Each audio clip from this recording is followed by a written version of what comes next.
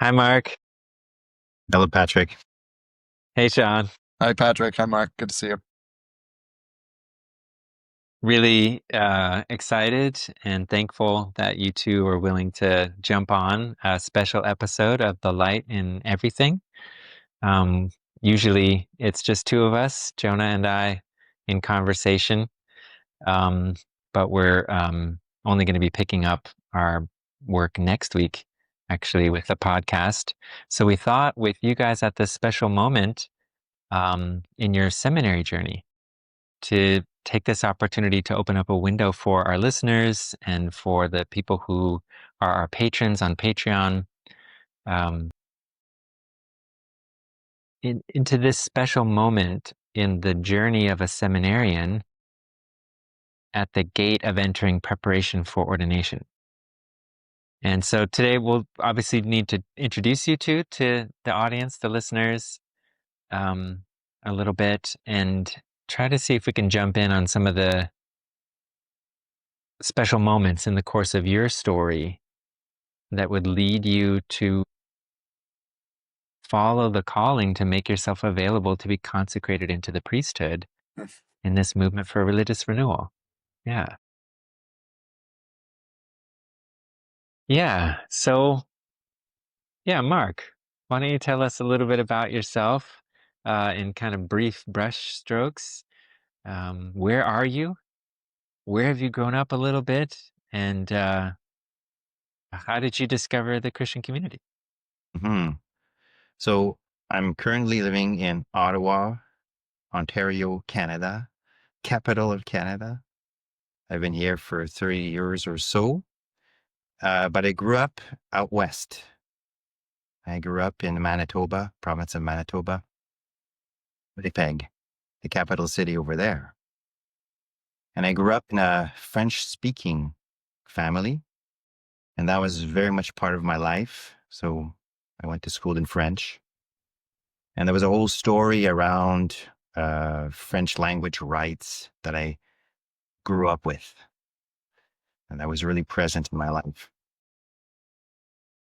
Uh, and along with that, a heritage with Catholicism. The Catholic Church often acting as that rampart, if you want, against the onslaught of the modern world to a certain effect, certainly the English speaking world.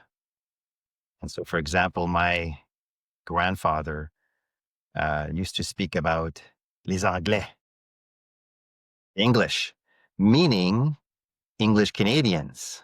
Right. That's Right. Not the English over in England. Yeah. yeah, because there was also les Américains, Yeah. Americans, but les Anglais, les Anglais, and often there was that hint of something else is going to happen to us, of a kind of injustice through language of some kind. Anyways, that's my background. I grew up in the Catholic Church. I grew up in a Vatican II Catholic Church that my grandfather also experienced. But that for me was the church, that was Christianity. And I have, when I think back, nothing but warm memories for the most part of being kind of held in that cup, if you want, Yes. that milieu. But of course, I left that at one point and wandered the world, and eventually came to Ottawa. I was interested in anthroposophy. When I was 17, 18 or so, I went into a bookstore called Genesis Bookstore, and it was a Genesis, a creative moment. Looked for, I was looking for astrology especially, but stumbled upon anthroposophy, and that led me on its own journey. And I ended up in Foyer Michael in France, graphically in the middle. Here I was born geographically in the middle of Canada, in Winnipeg, Manitoba, in a place called Saint Boniface, um, the patron saint of Germany. I learned And here I was studying anthroposophy in France, middle geographically of France, and learning to know this other point of view, which I associated with Goethe, which I associated with German idealistic philosophy, and all of that was all very intriguing. In the middle of all that, I heard about the Christian community and went to 3 or 4 of the Eucharistic celebrations that were offered in a nearby place. And I scratched my head. I was interested. It felt in hindsight, only in hindsight, like a moment. Because I said to myself, there's something living, there's something alive here. I like these folks. Something is calling me. I'll come back to it. It wasn't the moment, but there was Thinking, something there. Yeah, a seed. well, I was thinking, oh, next year. Next year, okay. Year after. No. As fate would have it, I was quickly involved in family life. I had kids. Got involved in the world of education. Went back to Canada. Didn't come to France until much, much, much, much later. So I was involved with world of education rather than Christian community. And there was a bit of an impulse in Ottawa, but it was not tied to anything that I latched on, et cetera, et cetera, et cetera. And it's through experiences through world of education that eventually led me to consider the Christian community through the pandemic. I mean, before the pandemic, I was involved in a public school setting of world of education in French that made it so that I had to not say the word Christ in classroom. And it's a bit of a little thing. Oh yeah, of course, Mark. Yeah, just don't talk about God or don't say Jesus Christ. Don't say that word. Don't say that. And it's easy. Why would that be difficult? But it's like in the fairy tales when you're told, oh, don't open that door. Don't. And life could have been just so much easier. But I was compelled to look more at spirituality, my own spirituality. I was much older, second half of life, needing to come to terms with what I had received as a gift. And now I wanted to gift back, be in a process where I could deepen my faith, deepen my spirituality, and be in a movement where I could give back. As I'm looking towards the tail end of my life, as I'm looking towards the portal of death. Not to be too gruesome. No. It's actually pretty healthy to think of your life in light of your dying. Yeah. Yeah, obviously those are big strokes, and there are wells to jump in there and depths to plumb. Yeah, but you took us all the way up actually to the present. So this meeting that you had then in France around 2021, you said? Yeah. Yeah. That was like, oh, I want to come back to this.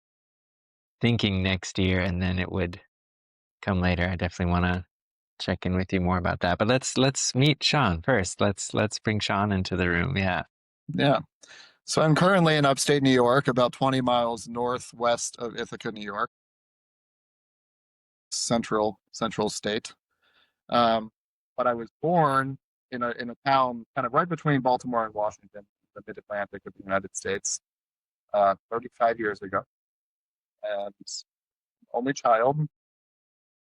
For the younger part of my life, we lived in sort of the Baltimore suburbs and the DC suburbs, and then for my adolescence and teenage years, we moved to Western Maryland, and I lived sort of the wild places, the rural land there. Similarly to Mark, the Catholic Church was a big part of my life. Essentially, my entire family had gone to Catholic school. I was, from Baltimore families, so on both sides, Catholicism is deeply part of the culture there. And But my parents, specifically my father, traveled a lot when I was a kid. He got involved in international contracting around natural disasters and international conflicts and such. And and so he was exposed to a lot of different things, a lot of different streams. And my mother, I think, was progressively sort of feeling confined by the Catholic Church, especially in some social ways. And so they were actually kind of straying from the Catholic Church, even though much of my family, and even myself, I think, as a young person, were sort of deeply appreciative of the ritual and the sacramental life of the church. At one point when I was a kid, I wanted to be a Catholic priest, but as my biography unfolded, uh, and my identity and my sexual orientation sort of started to become more clear to me, it felt as though that door had shut. And so I think largely I set Christianity aside, even though I felt a very palpable presence from my time in the countryside. I felt that there was this being there, and it wasn't necessarily specific to place, but that it was coming through the place, and that it was somehow guiding my life, and that being seemed to be present in many different chapters of my life. Um, and then I guess we could fast forward a bit. When I was 21 years old, that's when I met anthroposophy. Um, as I mentioned, I was an only child, so I had a very small immediate family, and then I had a couple of people that sort of had tacked on to my immediate family in an effort to help. Takes a village, so in an effort to help raise me up, especially as my parents were traveling and such. Um, and I lost several of those close family members in quick succession. There were some unexpected deaths that happened, three specifically in the course of 1 year. So it was sort of an intense time. I was 21 years old. Due to some complicated circumstances with my father, my childhood home was foreclosed on, and then they actually closed my high school, and my college went under during the financial crisis of 2008. Oh my gosh. So suddenly I was very unmoored. I did. I knew about some of these, but I Yeah. didn't. Wow, both your high school and your college. My Yeah, so gosh. there was really a sense of like there's no going home again. There was suddenly all these landmarks of my life had kind of fallen away, and it was a real question of what is going to be, what's your life going to be like? What do you want to talk about? Who are going to be the characters and the players in this story here? Because it's gotten a little thin. Um, and so yeah, I had all through my young years, I had really sort of a palpable understanding of something happening in relation to that being that I was mentioning before, but also something that was happening within the natural world, and so that's probably the entry point into Steiner's work for me. Was suddenly I found that there was a language around elemental beings. Other people were having experiences that they could articulate, that they could learn more about, that they could begin to speak to. And that launched me into the realm of Steiner's work. And then the next place that I found was about how to support and work with the dead, which obviously was a very relevant thing in my moment at that age. Yeah, so that's and so all about that time. I entered into the hospitality industry, which was another rich experience for me.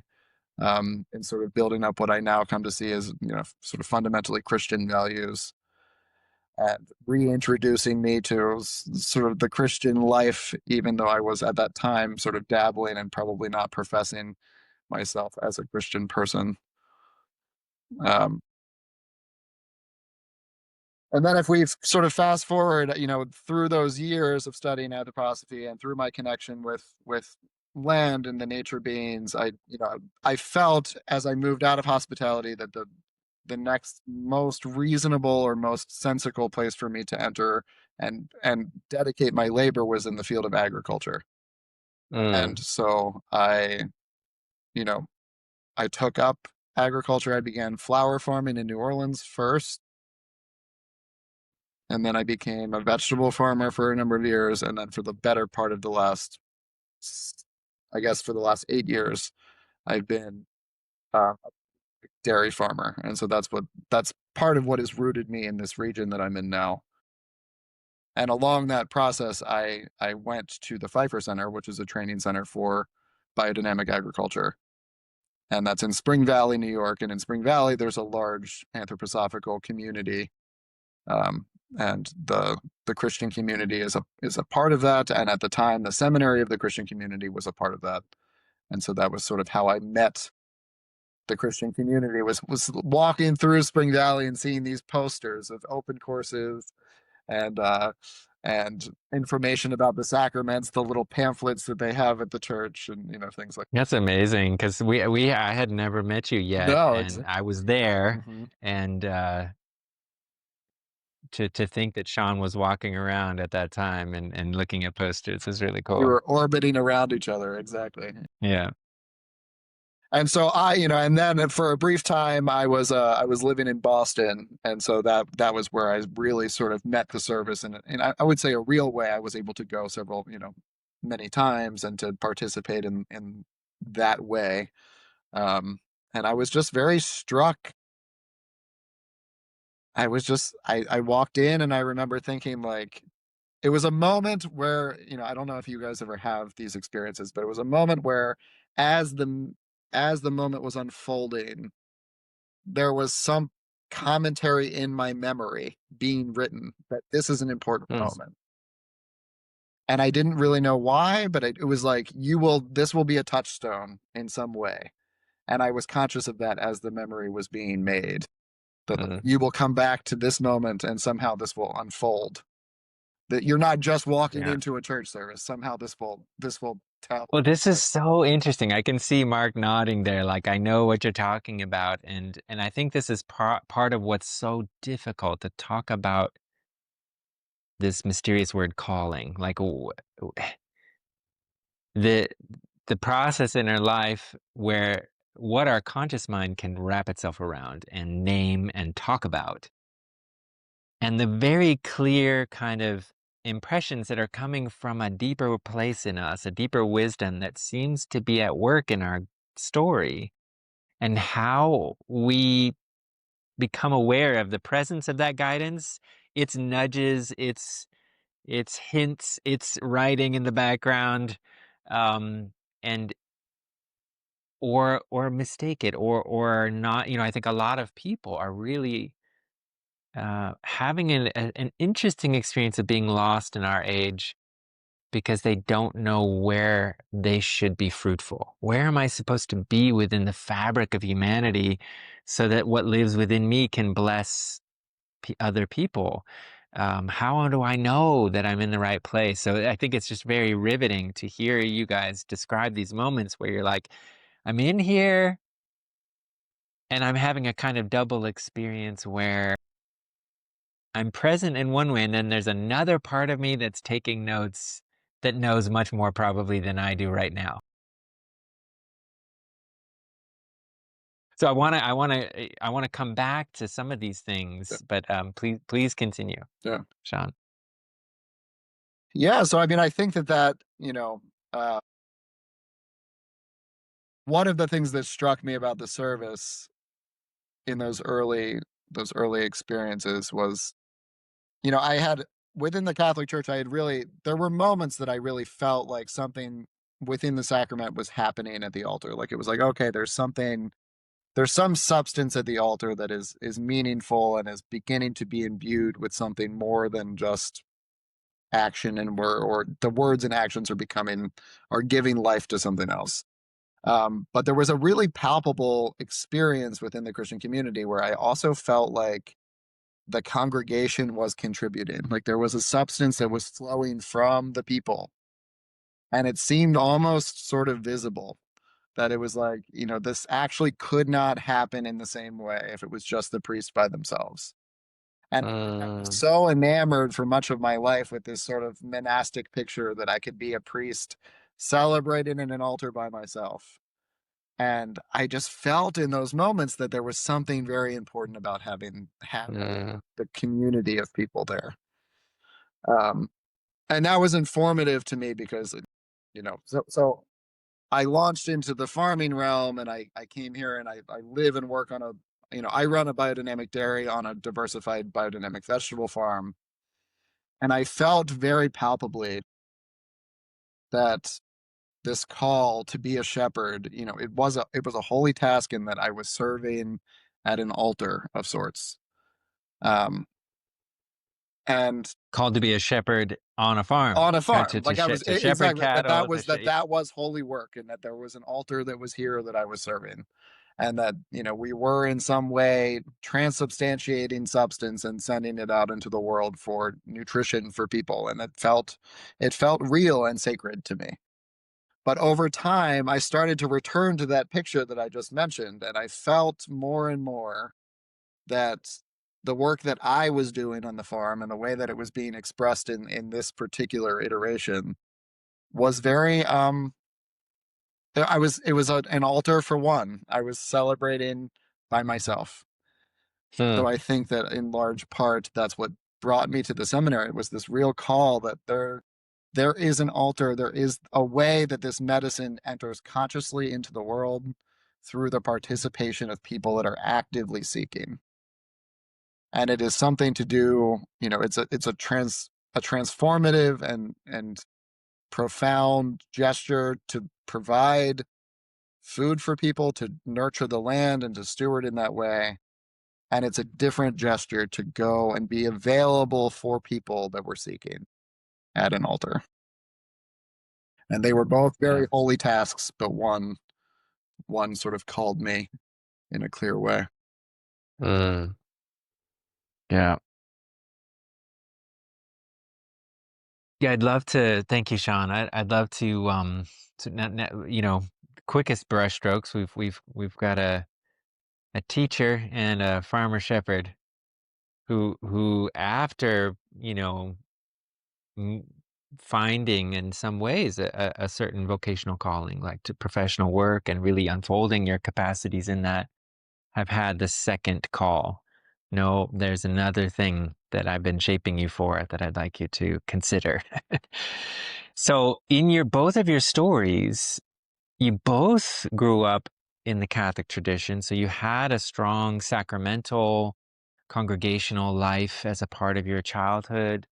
Both of you had really positive experiences within those communities. Both of you, I know, Mark, you didn't really mention it, had some kind of a tug towards priesthood at some point, I think, within the Catholic Church.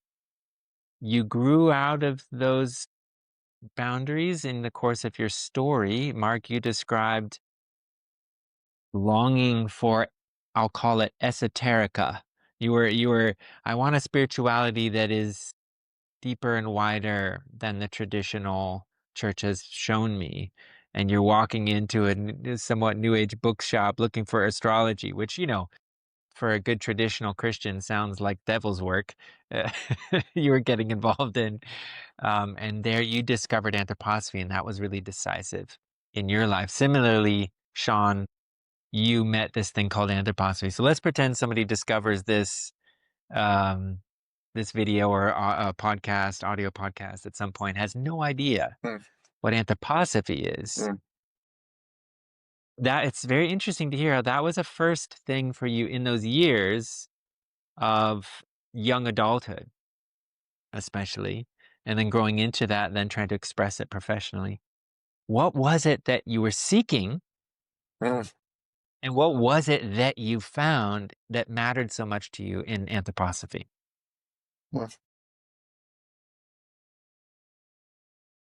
Well, I guess I could start. For me, anthroposophy was a way of knowledge that attempted to connect heaven and earth, if I want to speak it that way, if I want to explain it that way.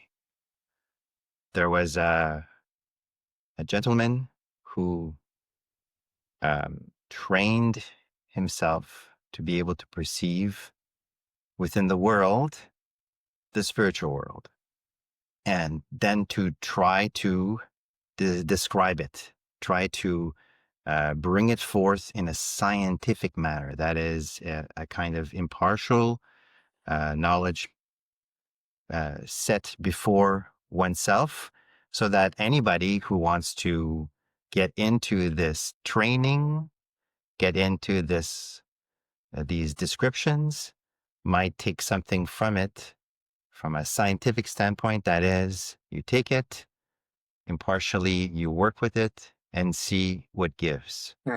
Is the truth here? And yes, I was seeking something of this. So I had a kind of warmth through the Catholic tradition, no doubt. I look back to it. I have an image of my, an image of the altar, of the bread, of the wine, an image of the folk soul holding me.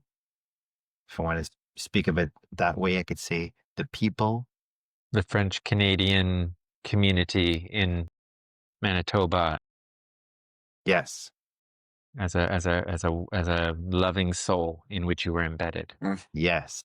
Yeah, With yeah. its own dialect, its own history, all of it being tied into an expression of worship towards Christ, Mm. Christ coming toward. That was a beautiful, beautiful description that Mark was giving, but he just dropped out there. We hope he'll come back in. Gosh, yeah. This theme of the community side of things is really starting to emerge. It's so beautiful. Yeah, Mark, you were saying you were describing Christ coming towards the community. Yes. And what anthroposophy gave me was a window of an individual experience. Hmm. Me coming through a modern way of initiation, if you want. That is Mhm. myself with the different facts that are pertain to be facts of spiritual reality, and me grappling with it and seeing if there's something to this. Okay, so let me just stay with that for a moment because it just feels very carefully described and well described. And I want to see if hold it a little. So there was something of this blessing of the presence of God and the presence of the Spirit that was coming as a gift that related to you being embedded in a community. And at that time in your life where you then were seeking, it had something to do with, I want to know things for myself and not just receive it through tradition, through the authorities I have trusted. How can I try to know these things and the spirit world and God for myself? That's powerful. And then you found something there that gave you something to build on, and you could feel like, I can grow my mind into the truths of existence also. Yes. And I felt when all of this was happening, when I was 17, 18 years old, I felt a kinship, uh, if you want, to what was happening in the Roman Catholic Church in the sense of brothers and sisters worshiping. And so I didn't perceive it as being completely split, but certainly different. Right. Okay. So what in the spirituality that you met in anthroposophy, in the results of spiritual research that Rudolf Steiner presented, in the path that it led you on, you didn't find dissonance necessarily between what you had been raised in, but you knew there is something different. And I'm guessing also if you went and started, you probably knew I probably shouldn't talk too much about it in the community. Exactly. And of course, if I was thinking, and I was a bit looking towards priesthood or look towards being involved with church life as it was coming towards me, what I know, I knew Catholicism. There were some groups that interested me of lay people coming together and living a community life together. So I was exploring. Mm-hmm. I didn't mention in my biography, but for me, when I was 10 years old, it was very formative for me to go to the States, go to America, and passing by the Grand Canyon, seeing all the beauty there as an expression of the Lord for sure. But I also passed through Salt Lake City along the way. We were on a car, right? From Winnipeg, a car. Yeah, right. You weren't flying. Yeah. Look, Salt Lake City down below. Coming to Salt Lake City and going also to Santa Fe. I remember Santa Fe, a church there. Um, my grandmother was very much a Catholic and prayed the rosary. And she was very much concerned to see me being so interested in other Christianities. And she was the one who showed me how to pray the rosary. I remember that very. Wow. She came up to Yeah, it's me. very special. She came up to me when I was looking at a big statue. Actually, I didn't find it that beautiful in Salt Lake City, but I did love the dome that was behind it, and it was stars, and it was the blue and the gold as I was peering up. And she did say to me, "Ils sont pas comme nous autres. They're not like us." They're not like us. The us and them experience. Yeah, that's how it's tough. And it's maybe good to know that, I mean, Rudolf Steiner himself, growing up in the area where he grew up with his family, was baptized in the Catholic Church and was an altar boy in the early years of his life and had very profound experiences with the Mass and the sacrament. His father was known as a free thinker, a Freidenker, at the time there in Austria, and so he also didn't. He had his issues with the church, but eventually, despite many good relationships with many Catholic priests through the years, eventually in 1919, the church declared his teachings anathema. Like, oh, you should not go near it. If you're interested in these questions, you really shouldn't go near it. And that was a decisive event to this day. So I think it's also good that our listeners know, if you're Catholic and you're listening, there's a risk there from that Catholic side. It's like that we don't think this is actually connected, but you had an inner sense. No, I do feel that there's nothing actually in true dissonance here. Is that fair to say? it's fair to say, me as a one faithful amongst others, grappling with the modern world and trying to understand something of the Christ, and using this for my development. But of course, it was also very evident that, as you mentioned, that okay, I can't talk about this to everybody. It enriches my life. I can go towards others carrying this impulse, and it's fine. I can use it in order to enrich my experience of church life. But if I want to go towards a kind of leadership role within the Catholic Church, well, no. That was evident. So you could feel that there's a line that is drawn. That's really powerful.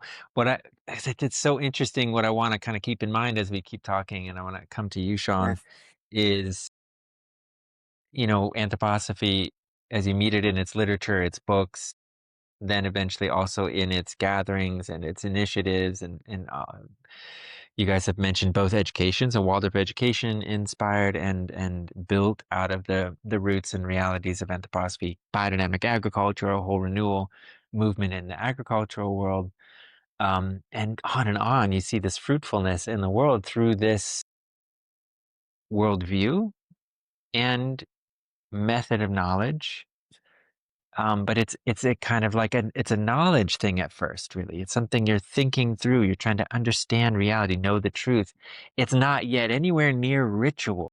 And this is what's in my background. I like this step towards ritual, towards a rite, a sacred set of actions that we who are called to serve in the Christian community, like that's the heart of what we will be doing weekly, multiple times a week, and then marking special moments in life, birth, death, crises, conversation, confirmation time, the transition in from childhood into youth, um, the marriage moment, the sacrament of ordination, and so forth. These these rites, sacred acts where heaven and earth are happening in a new union.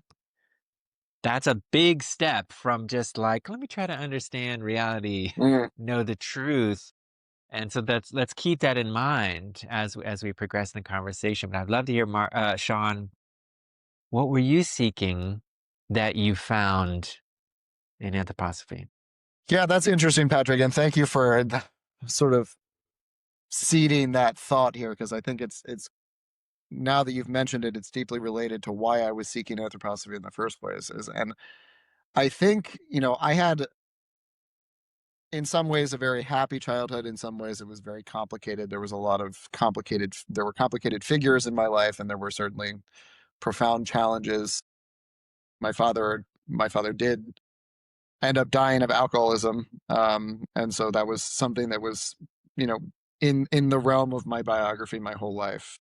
And so I think that it seeded in me that in combination with my understanding of the sacraments as I experienced them through the Catholic Church, it really seeded in me, like, how does transformation happen?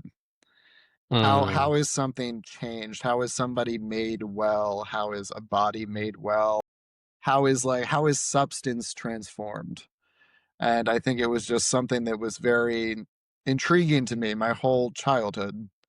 Um, I was an avid sort of tinkerer with things. I would make these potions. I was always trying to like alchemize things in my life. Um, and I think when I came to anthroposophy, just looking for a way, I was very unmoored, as I mentioned, because of these circumstances that had occurred, and I was just looking for something to dig into that would speak to how things could be made well. And when I encountered all of these initiatives that you're mentioning that anthroposophy gave birth to in the world, it in so many ways, yes, knowledge is sort of the foundation of anthroposophy, but there were so many living, working, will-based initiatives in the world that were about transforming substance. So I had gone to college for sculpture, and when I left college, I had entered the realm of hospitality, and then I was finding myself, called towards land-based agriculture. So all of these things had like a real orientation to like changing the substance of something. And I felt like I could see that in anthroposophical medicine. I could see it in biodynamic farming. And it was a way of imbuing what was, the status quo physical representation of education or agriculture, imbuing it with a spiritual substance that could make it something new. Um, and so I guess that was kind of what I was seeking, and simultaneously what I was unconsciously seeking, and then what I ended up finding through so much of that work. And I think another critical thing for me was, Steiner's work, his presentation through anthroposophy of the realities as he understood them, kind of made it okay for me to be a Christian. Okay, wait, say more, say Like more. that there was this sense that we were on this evolutionary path, and that consciousness was evolving, and that there was a human story that was unfolding guided by Christ, and that there was no one outside of the guidance of Christ, actually. And Okay, can we take a little quick yeah, time out there? please. Because I think this is really key. So maybe that's in the background. We need to also say what was making it not okay to associate yourself as a Christian. So there was something you felt, Yeah. and we'll keep hitting the microphone, Uh-huh. something you felt, and then that you did feel kind of called to him, but there was something else you were experiencing that was saying, like, I can't actually be associated with him in this world as I'm finding it. Or what? What made it not I okay? think in a large sense the church, that that there was something about my as we've mentioned already, I had nothing but positive experiences of Catholicism in my direct experience. But there was increasingly a sense in my life that to be a worldly person, to be an intelligent person, you had to sort of eschew the church's teachings. So that was sort of one piece of it. Another piece was, I was coming into my own identity and my own sexual orientation, and it felt like even if I wasn't being told by the church that I would not be accepted, I was Directly. directly, I was being told by people who thought that they could speak for the church or knew what the church was about, that were trying to, quote unquote, warn me, sort of preemptively spare me the disappointment or the hurt that would Mm, come if I tried to move further along. The, mm, the people that cared about me were like, there can't be, there was a sense that there can't be a space for you here. yeah. And so I think I started to doubt that being that I knew that was all about the transformation of substance that I had experienced all through my life. I think I was just starting to doubt this can't be that being, because if no one else can see these compatibilities, how can he be speaking to me when all of these other people are Yeah. warning me that So this doesn't mesh, maybe in simple words, is it fair to say it's something like he's got to be bigger than the church is making him out to Yeah, be. that's exactly right. His heart is got to be wider. That's exactly His tent is larger than the pegs that they have placed. that's exactly right. That's exactly, and then it encompasses sort of the whole story of humanity. Right. So that I'm assuming you're kind of pointing at, for example, it can't be that the Buddha has nothing to do with him. It can't be that those people who've grown up or lived in a time, let's say in ancient Egypt, that he wasn't at work within that story, or in ancient China. Like he's somehow, if he's the one, he has to be something like the sun is to the earth. He has to be like our star, and everybody gets his light, everybody gets his warmth. He's at work in the whole story, or he's a lesser God. That's exactly right. And I don't, Yeah. that's really powerful. Sorry. So that was, I just wanted to Yeah. like get at Yeah. that feeling of like what was causing you at that time to be like, I can't actually unite myself with, even out loud at least at all, Yeah. to Christ and Christianity.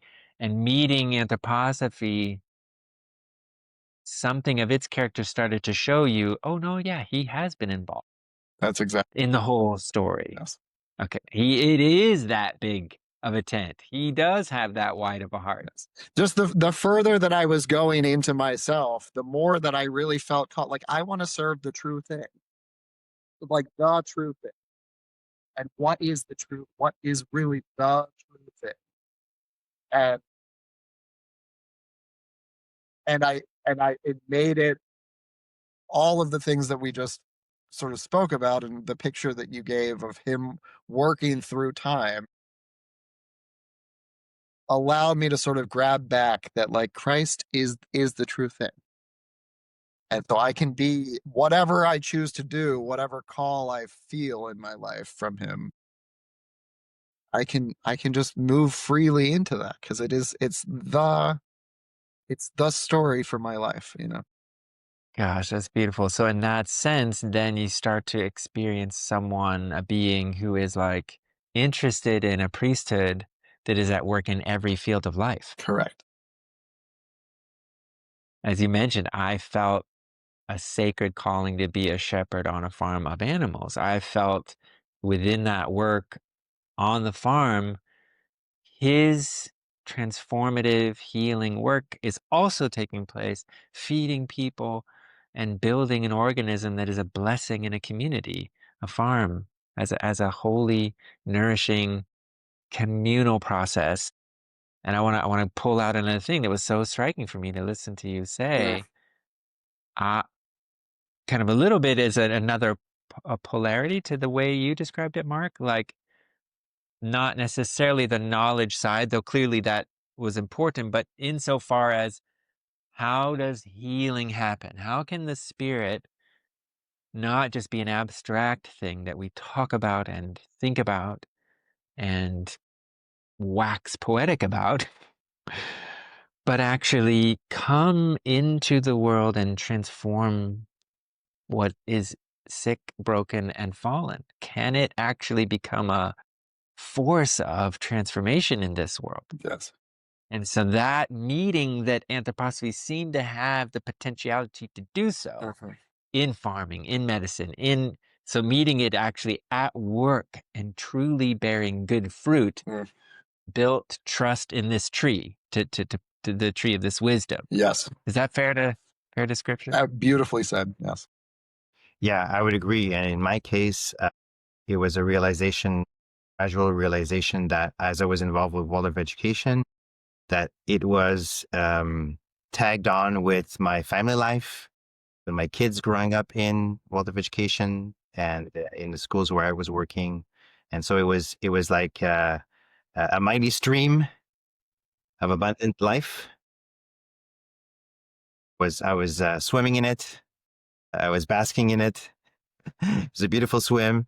At one point, it felt that I had to move on to something else, as now my kids were men and were grown up, and I felt that my usefulness for that particular path was less so, and becoming more and more less so. I redirected. I looked for something else. Well, you also mentioned this meeting of the pain of a limit. Like, you can do your work, but you are not allowed to speak about the most important thing. Yes. You can't say God's name. You can't do anything Christ related, which of course is another picture. Why does a school ever do that? Except for the fact that the church has used has let the wolf into the sheep's clothing. Mm. And people are trying to protect humans from Christianity. It's wild.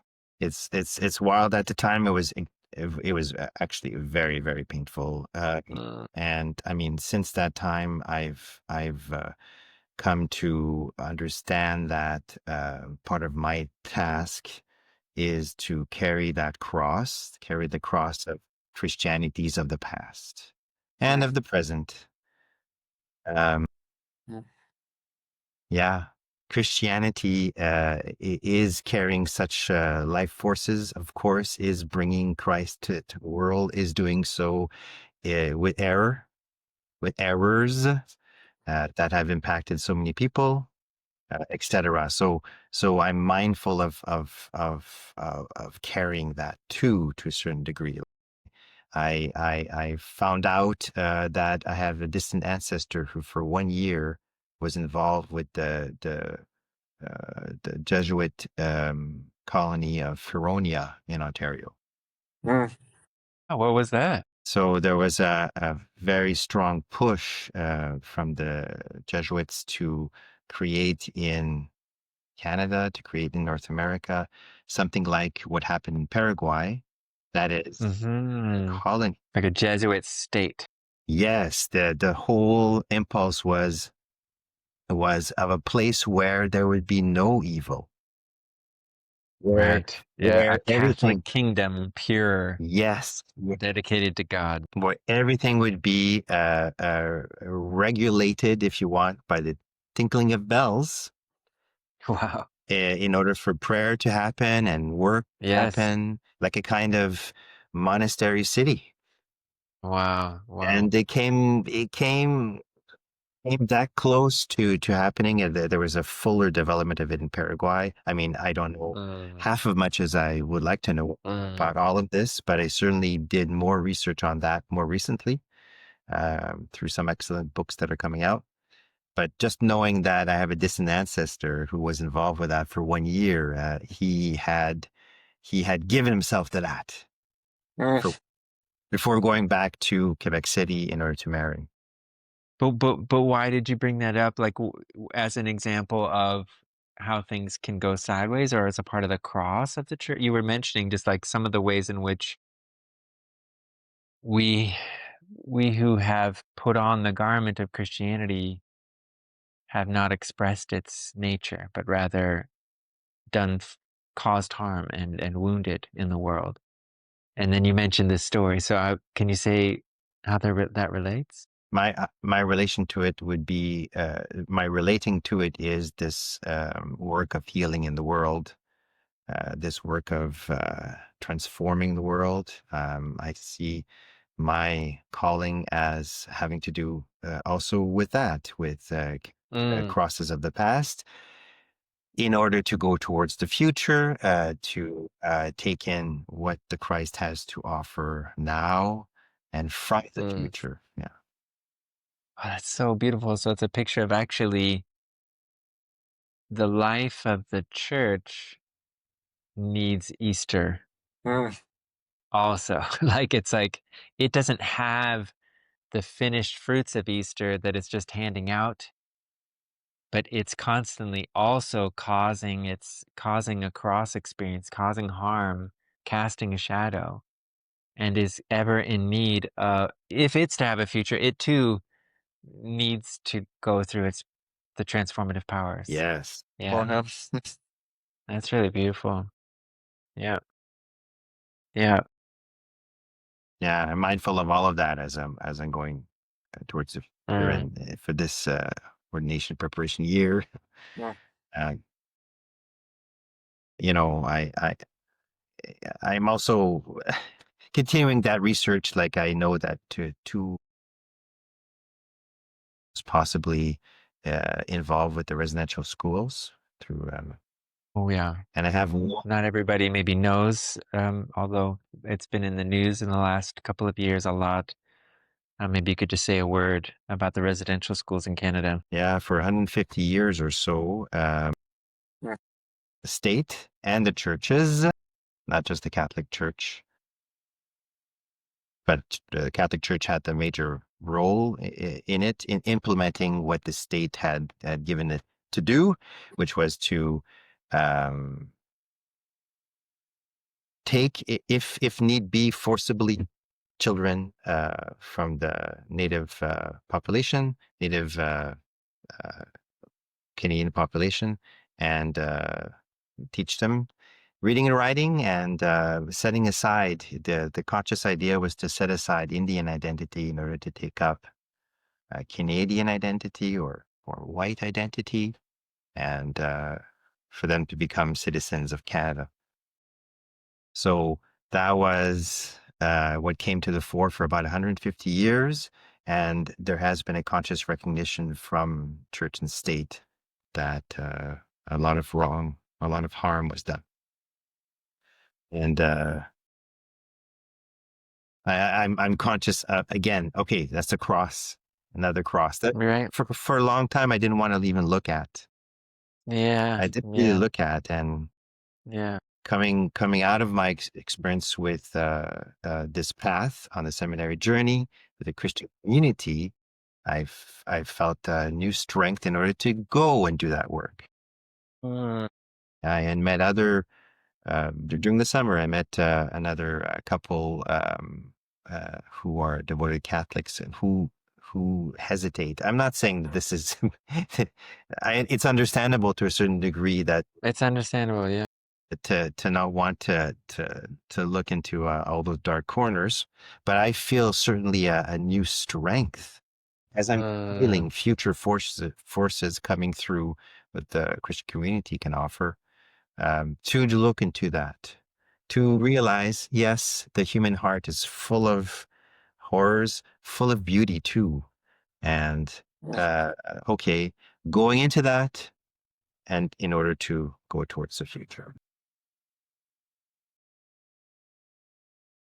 Well, maybe that connects up to then the theme that also emerged pretty clearly in both of you and connects to ritual. And you could say, well, at this moment in your lives, ultimately you could have been satisfied to just had your work lives fructified by the ideas that you're meeting in the Christian community, a renewed Christianity. Hey, I can do my farm work in a different way. I can work in community in the Finger Lakes region, and as I'm supported by the life that streams to me in the life of the Christian community.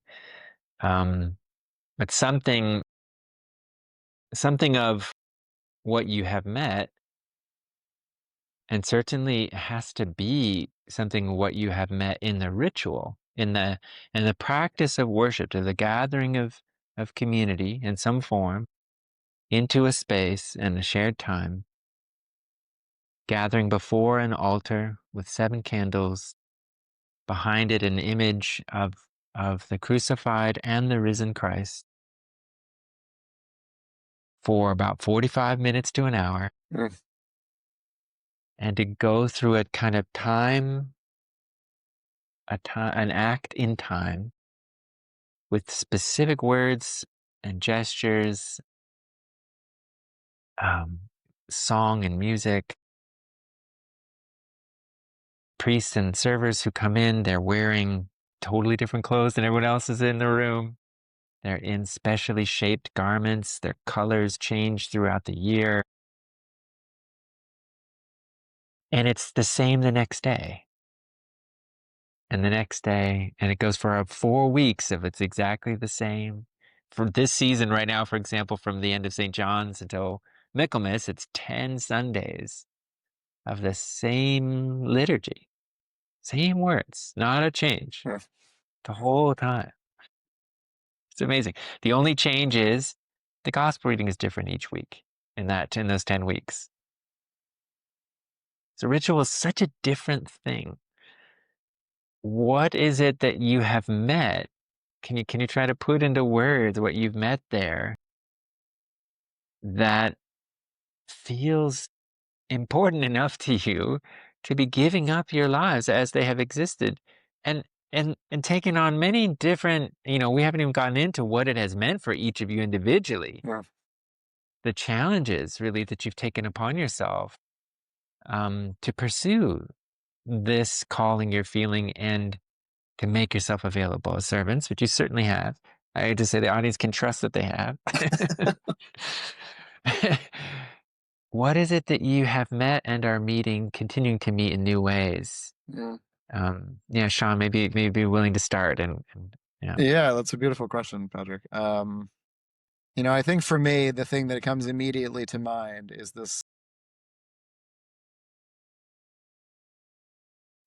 the picture that, as I was mentioning, I'm very interested in the transformation of substance and interested in the transformation of what is worldly. And so much of that, to me, I've come to understand in my work as a farmer, in my work as a person in the world, is based around the self, the sort of transforming how we meet the world, transforming our body, transforming our experience of things, transforming our memory. And in order to do that, I have a very palpable sense that Christ, again and again in my own life, in my own biography, is calling to me from the edge somewhere. He's saying, you're in the castle of yourself, and I'm out here. Come join me. And it's, you can see it in the gospel to some degree, like he's moving in and out of Jerusalem, he's moving in and out of these towns and doing these things, but he's always sort of at the edge. And just when someone wants to grab him and say, King or President Jesus, he sort of flutters away and goes and does something else in the world. And the remarkable thing about the service to me is that and why I feel him so present there is because its structure is sort of paradoxical because it actually draws us out of ourselves.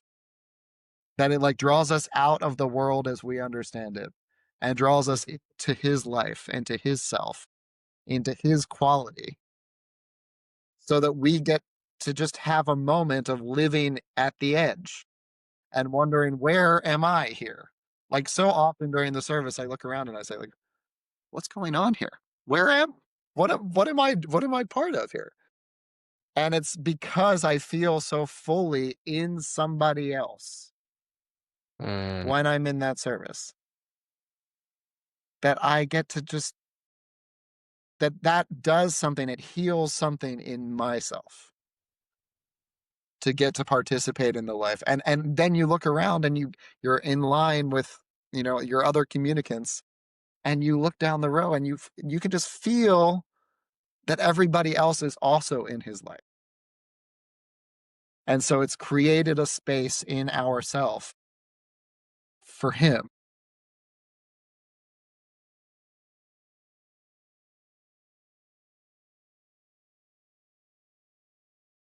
So beautiful. Could you take us a little more into that communion picture? So just so everyone can maybe imagine at in general, we're outwardly it's one of the least active services for members and participants, right? That's just something to notice if you've never been. You go in and it's pretty earnest, pretty silent, pretty quiet. We sing, hopefully, in the church that you meet in your life in the Christian community. There will be a full-hearted song sung. But just, not a lot during the service, maybe 3 times in a service if you're lucky, 2 times often.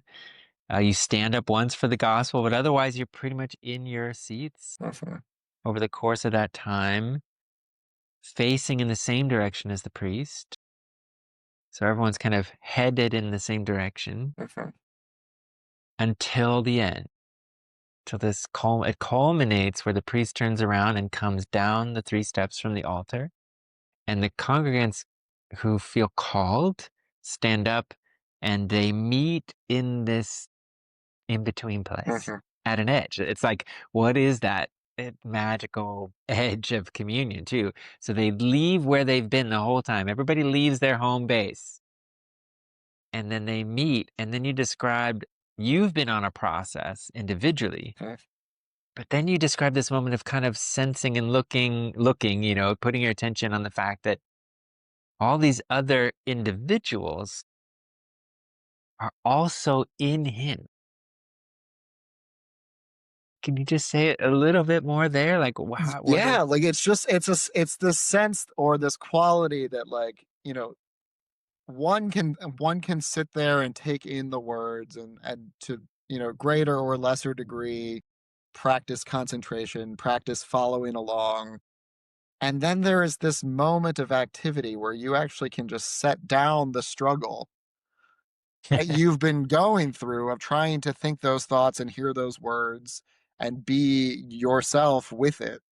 And then you can just walk up towards the altar, and you're like simultaneously bringing obviously your whole self with you, but you're also able to sort of set aside for a moment all that has come before. There's just like this moment of like this climax moment of, okay, we're all here now. We've all gone through this process. And now we can stand before a singular attention. There's like a singular focus to what we're doing. And, through all of the service, we might be grappling with the challenges in our life, or like I mentioned, grappling with our own attention span, or grappling with where I have to be this afternoon. But there's a moment of just putting that down and saying, okay, the thing that is animating me right now in this moment, what is animating me to stand here is because I want somebody else's life to be in me. Mm. And like, how often do we act in life because of someone else, like purely out of a will to unite with someone? Mm.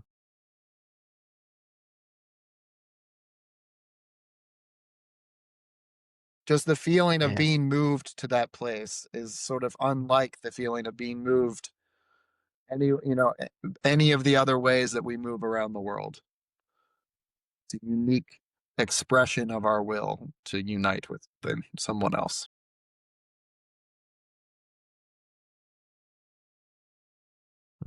Thank you, Sean. Mm, my pleasure. Yeah, Mark. What about you? You want to take us another route into why and how the ritual has given what you've experienced there has been so strong enough and solid enough and real enough that you are ready to step towards and letting yourself be anointed to carry it out into the world. Yeah, I had experienced something of ritual and through all of education, through the times of the day and what to do when, um, in order to help the children, in order to connect, whether it was also lighting a candle before the story time and things of that nature. Certainly had experienced the colors in art and in a Waldorf setting as you're as you're making these drawings or the blackboard drawings and whatnot. And, um, that vibrancy of color, the changing seasons and whatnot. Also, as you're living through at in a church organism, a school organism. And here I was trying to make more present to myself the reality of Christ through his liturgical expression, to use a big word, meaning through the course of the year.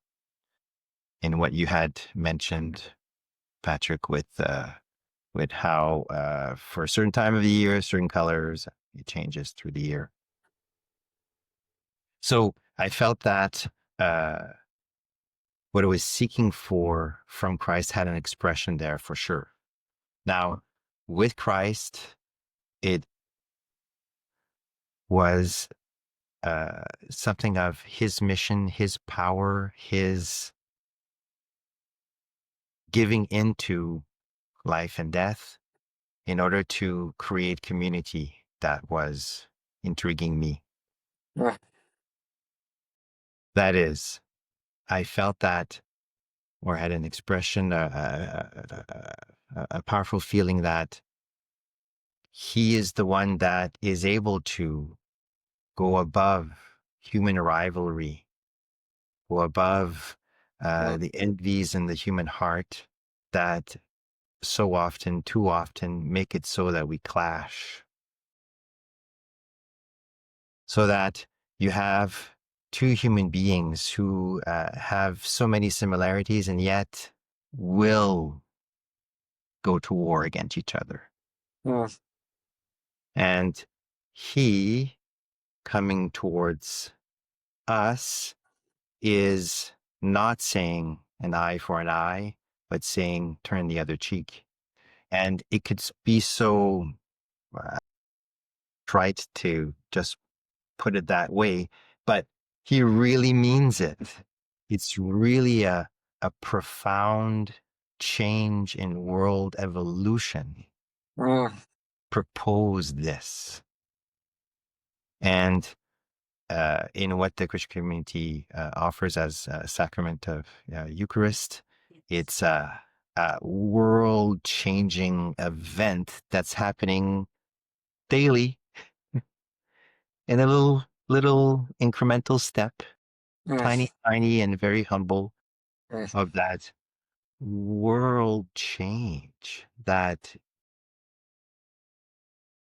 can only affect us in order to go one tiny step in that direction.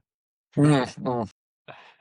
Mm, And so I was seeking communion in that regard mm, with others were looking to take that step. I had realized that with my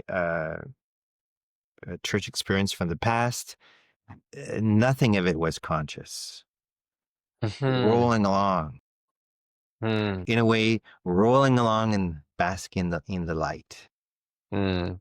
But here my task was to become more and more conscious of it and to teach in order for others to become more and more conscious of it. Along the seminary journey, definitely it was that question: what is your relationship with Christ? That I had to take up. I feel as if I'm doing adulting. I'm going towards an adult experience of it. I'm Mm. becoming a human being, Mm. standing up in the world by taking this course, by going in this direction.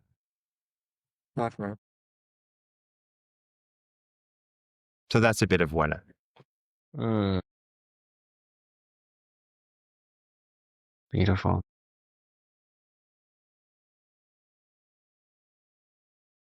So how does it feel now at this moment, at this powerful gate in your story? You guys have done, uh, you know, more than 2 years of study with us at the seminary. Both of you've actually touched and tasted, I think, everything we offer at the seminary, whether it's the podcast or the distance learning program, or the on-site training in Toronto.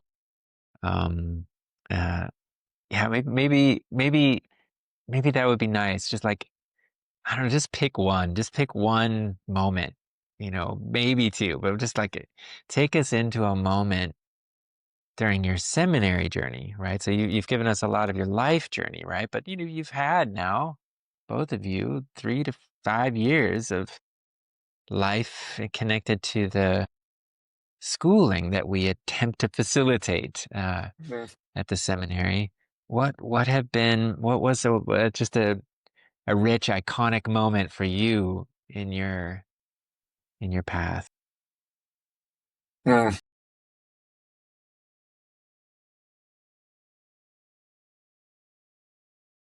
Well, just to reiterate that one time where it's you, Patrick, who asked me through the distance learning program, what is your relationship to Christ? And honest to God, no one had ever asked me that.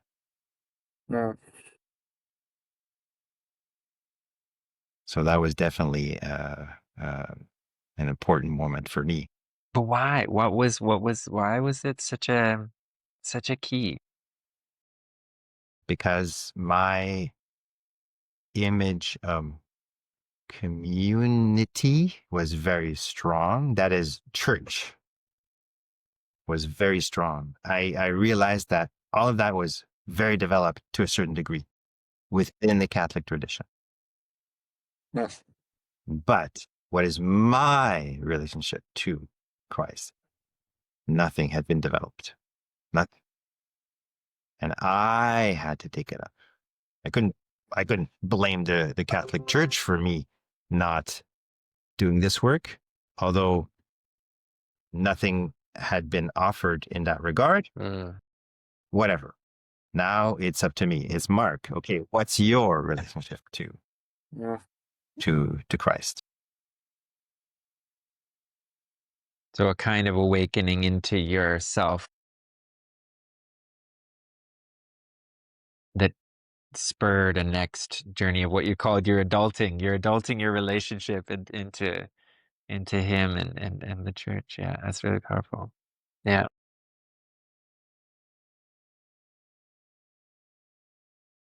Yeah, I think for me it was this specific character that I feel like the seminary really sort of strives towards, which is, of course, we would get deep into these beautiful theological conversations, and we would be sort of right at the edge of what it felt like was knowledge and thought about these high beings and all of these things that we were trying to do through sacramental life.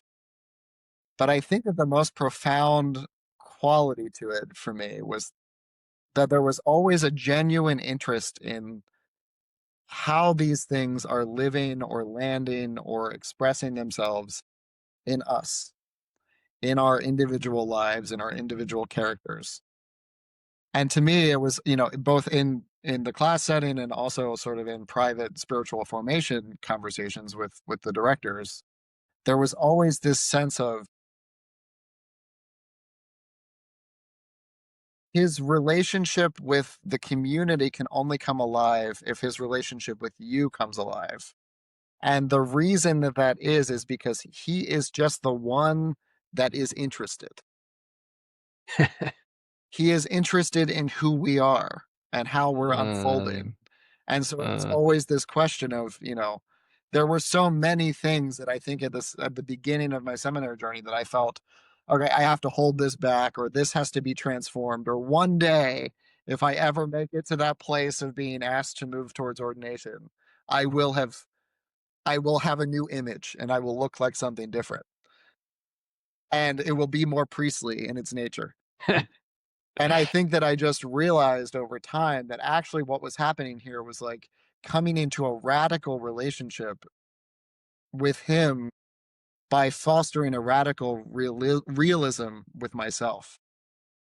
Everything that Oh, was, whoa, whoa, whoa. That was like the awesome, like Zen koan of the whole thing. That was awesome. yes, Coming into a radical relationship with him is coming into a radical realism with myself. like these are the ways that I am. This is who I am. And he is interested in that. And that is the place and the reason for his deed and his activity in the world, is because you are you, and he wants to know who and what that is, and he wants to help guide it forward. And so, like, Gosh, that's so powerful. to really show up to the training was to bring yourself forward and say, like, I can only move forward in my relationship with you if I'm aware of all of the things, if I'm interested in myself in the way that you're interested in me.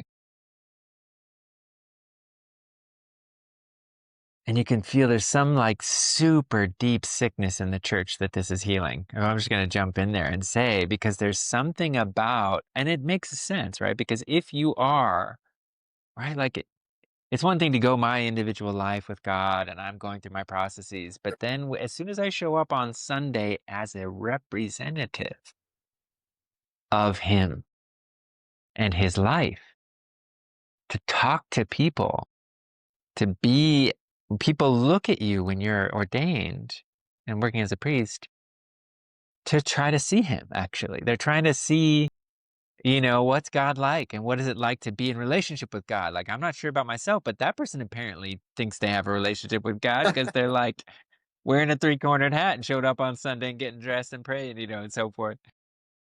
So this incredible pressure that can be there, I'm going to be on. Mm, mm, Therefore, I need to perform. And I'm going to need to kind of get dressed up in the right image. I'm going to produce a picture of priesthood mm. that I think the people want, but that I for sure know is not me. So there's like a real powerful, super subtle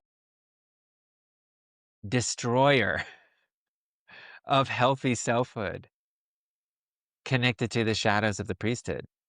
Yes. And so you get over and over again performed priesthood, performed pastorhood. Like it's just like rampant in the evangelical church. They know. They know. They've mega churches, 20,000 people going to see this incredible pastor. And then it's like 7 years in and kind of everyone knows, like, here's the scandal. Actually, what's going on behind the scenes is a mess. Yes. And it's darker than you ever wanted to know. Yep, exactly. Right. It's like, and what that's saying, I think, is the the the temptation and the draw to hypocrisy is enhanced. Mm. It goes up as you draw near to donning the garments of being his servant. And so he has to have a healing medicine Mm. for us in his bag.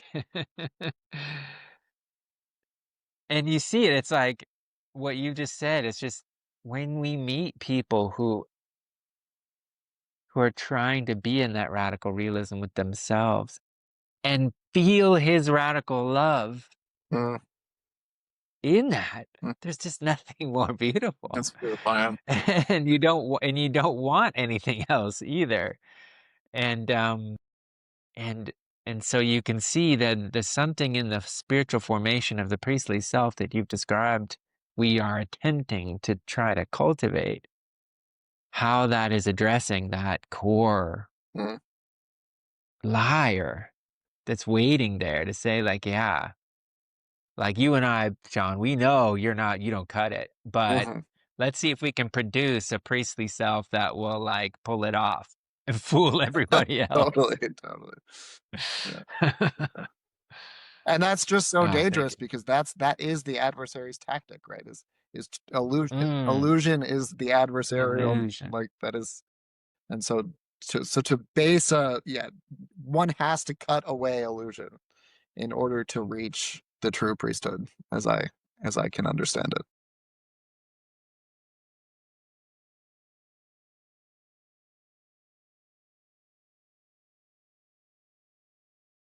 Well, I don't know, Mark, if there's something burning in your heart still to add to that. To add my yes. Yes, amen. Amen. Amen. Hallelujah. Yeah.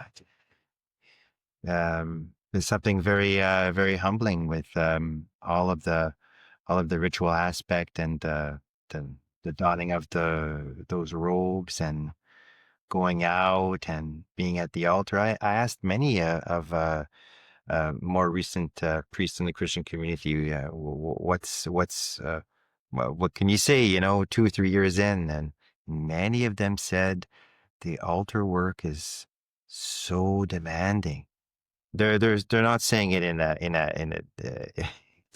depressed way or whatnot, but they're just saying it really is demanding to go up at the altar. And they're talking about the altar, not so much the sermons, although one or two have mentioned, oh yeah, the sermons, coming up with the new ideas, and but being at the altar, it's as if so you're receiving a strong power from above. You're receiving a helpful upholding from behind, and you're there at that moment, day in, day out, and the kind of stamina that it takes to do that.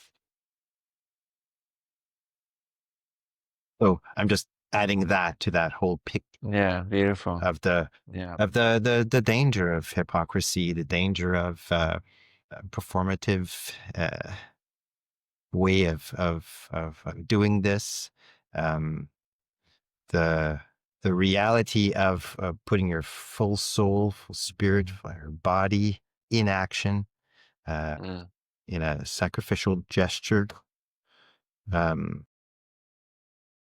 for your glory, but for your mm, glory to shine. And doing it together with all the other priests, so to speak, the yes. priests that Yeah. are there, us Nothing but priests. in our priestly hearts, to realize the nation of priests that was given as an enunciation of a goal, higher purpose to humanity, way back when Moses encountered Mm. God, and God spoke of that nation of priests. Mm, That's what it. yeah. Nice. Thank you very much. Yeah, I'm noticing by the end of this time together how fun it would be now to track, okay, let's go down this road, and this road. Yeah. and hear how you see things and how you're living in things. But just for now, we'll leave it at that. And I want to thank you both for being willing to try to.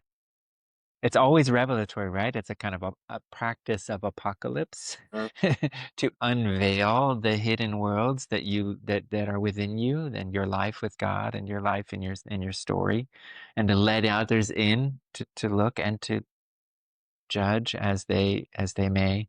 And so thank you for your vulnerability and willingness to share, and just all blessings, good blessings on your next phase, with ordinations.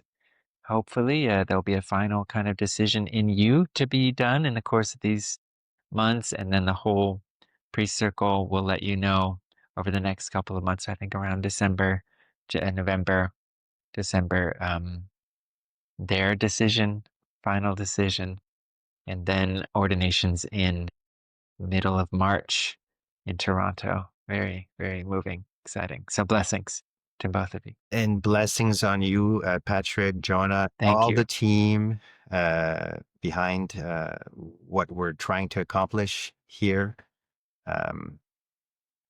This whole seminary journey is such a journey, such a transformative process, such a healing journey in so many ways. And this is, another aspect of it. A little What we just did pedal. now. Yeah. Yeah. Thank you. Yeah. Thank you. This feels like such a blessed, sacred time. Both this conversation and also just this moment. Yeah. You're welcome. All right. Be well, you two. Be well, yeah. Thank you.